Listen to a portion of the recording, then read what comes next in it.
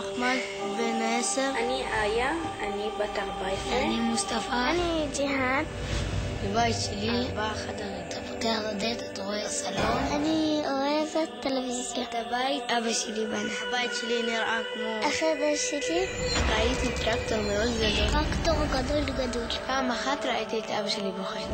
In the past 4 years, Israel has demolished in the occupied territories more than 4,100 houses. כשאני גדול, אני רוצה להיות שחקן כדורגל. טייס. מורה לאומנות. רופאה של חיות. 4,100 houses. 17,000 children were left without a home. This isn't security, it's cruelty. אני אדהם. אני מיירי. אני נסים.